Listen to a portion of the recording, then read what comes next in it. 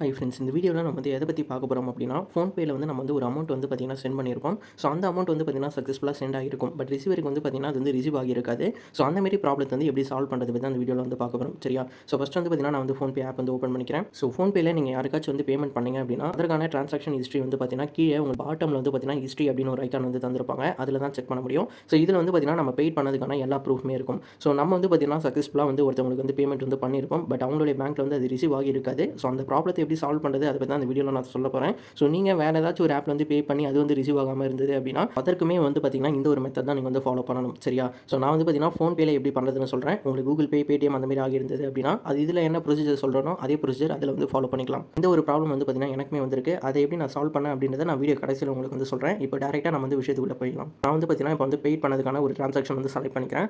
So இதில் வந்து பார்த்தீங்கன்னா உங்களுக்கு வந்து கான்டாக்ட் ஃபோன்பே சப்போர்ட் அப்படின்னு ஒரு ஆப்ஷன் இருக்கும். இது வந்து பார்த்தீங்கன்னா கிளிக் பண்ணிக்கோங்க. ஸோ இந்த ஒரு ஆப்ஷனில் தான் வந்து பார்த்தீங்கன்னா நம்ம வந்து இந்த அமௌண்ட் வந்து பார்த்தீங்கன்னா அவங்களுக்கு வந்து சக்ஸஸ்ஃபுல்லாக சென்ட் ஆக வைக்க போகிறோம். ஓகேவா?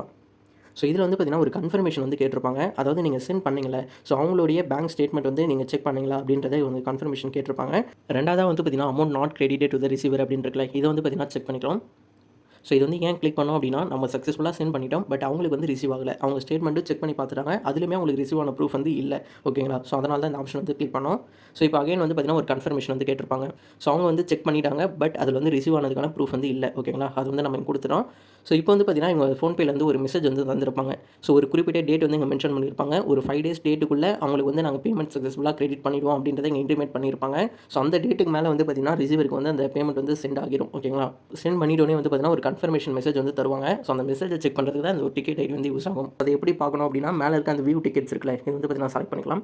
செலக்ட் பண்ணோம் அப்படின்னா இதில் வந்து பெண்டிங் அப்படின்றது ஃபர்ஸ்ட் ஒன்று இருக்குல்ல, இதை வந்து செலக்ட் பண்ணிட்டோம் அப்படின்னா, ஸோ இதில் இவங்க மென்ஷன் பண்ணியிருக்க டேட்டில் வந்து பார்த்தீங்கன்னா இவங்க ஒரு கன்ஃபர்மேஷன் வந்து தருவாங்க. எனக்கு வந்து பார்த்தீங்கன்னா பிப்ரவரி 1 வந்து தந்திருக்காங்க. இன்னைக்கு டேட் வந்து பார்த்தீங்கன்னா 29 ஜனவரி. ஓகேங்களா? ஸோ இனிமேல் வந்து பார்த்தீங்கன்னா 4 நாள் இருக்குது. 4 நாள் அப்புறம் தான் வந்து பார்த்தீங்கன்னா எனக்கு அப்டேட் பண்ணுவாங்க.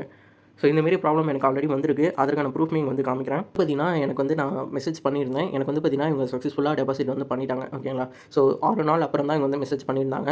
So we receive the confirmation that 600 has been deposited அப்படின்றது இங்கே வந்திருக்கும். அதாவது நான் வந்து 600 சென்ட் பண்ணிட்டேன். பட் அவங்களுக்கு வந்து ரிசீவ் ஆகலை. அதை பற்றி தான் நான் வந்து ஒரு கம்ப்ளைண்ட் வந்து ரைஸ் பண்ணியிருந்தேன். ஒரு ரிக்வெஸ்ட் வந்து பார்த்தீங்கன்னா அக்செப்ட் பண்ணிட்டாங்க. இந்த ஒரு வீடியோ வந்து கண்டிப்பாக யூஸ்ஃபுல்லாக இருந்திருக்கும்னு நினைக்கிறேன். யூஸ்ஃபுல்லாக இருந்துச்சு அப்படின்னா லைக் பண்ணிக்கோங்க. நெக்ஸ்ட் ஒரு வீடியோவில் பார்க்கலாம். பை.